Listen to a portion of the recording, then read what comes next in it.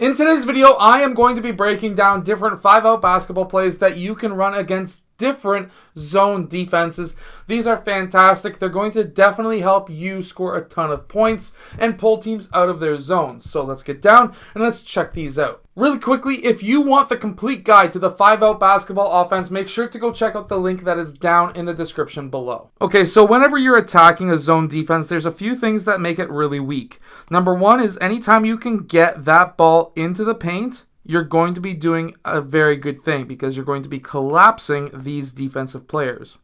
Another way of beating a zone defense is by attacking the gaps that are in the zone. And we can do this in the 5-out not just by attacking and kicking. We can do this by very simply having the top man pass the ball over to player 3. What this is going to do is it's going to make player 3 stunt. Player 2 in the 2-3 zone will recover, and then we're going to have player 1 cut to the basket. While all of this is happening, player 1 is cutting to the basket and may be open for the initial drive, which would then collapse the defense and we can kick it. However, that's not what this play is about. What this play is about now is we're going to be having, meanwhile, player 5 and 2, they're going to be rotating up. However, we are not looking to have player 3 pass them the ball. Instead, I want player 3 to dribble the ball closer to the point. And now, once player 1 gets to this low block, we're going to have these two players cross screen, and we're going to have player 1 sprint up,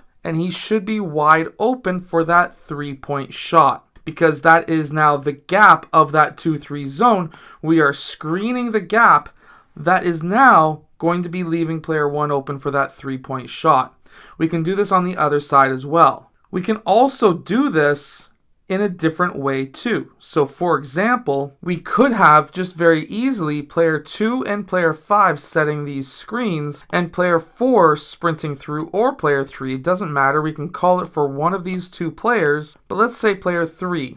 Player 3 is going to be the one sprinting through, and then we can make that pass for player 3 to take that 3-point shot. Now, if he takes it, player 4 needs to crash the boards on this side. Now, if, for example, player 4 was able to get through, player 5 can short roll to the dunker spot. This can be a pass to the dunker spot. Now, they're going to be trying to most likely set up the trap. Player 3 can cut, and he may be open for the secondary/third option in this play.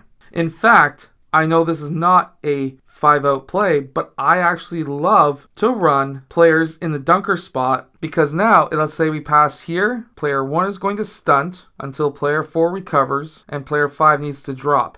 And then player 1 can recover. While all that happens, player 5 can get that ball, player 4 is going to look to go down and trap, player 3 passes, and while this is not a 5-out, we can always add in this motion after we run a 5-out play. Now, a really bad 2-3 zone will have these two players wide open, and normally we would want player 1 to cut, and meanwhile he could. That would collapse the zone. We can kick that ball out. We can attack again. That can collapse these guys. We can then have player 5 attack or cut back door, and he may have himself an open layup, but meanwhile the defense is collapsing. Player 2 can cut. That would be an open layup as well. Now, this is not a 5-out play that I would necessarily teach. It's just off-ball movement, but we can teach these off-ball cuts as well. What I was trying to get at, however, is this. A lot of bad zones will leave this wide open gap up the middle. What we can do is what the Utah Jazz have done a few times, and that is have player 5 and player 4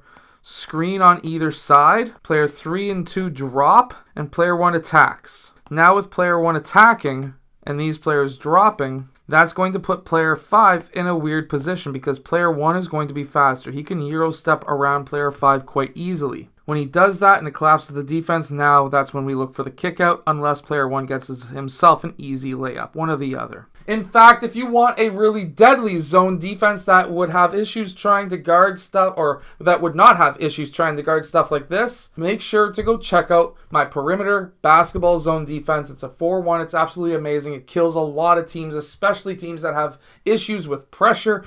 So definitely go check out my perimeter basketball defense book that is down in the description below. Anyways, I'll see you guys again in my next video. Hit that like button, subscribe. Also check out my complete guide to the 5-out offense that is also down in the description too.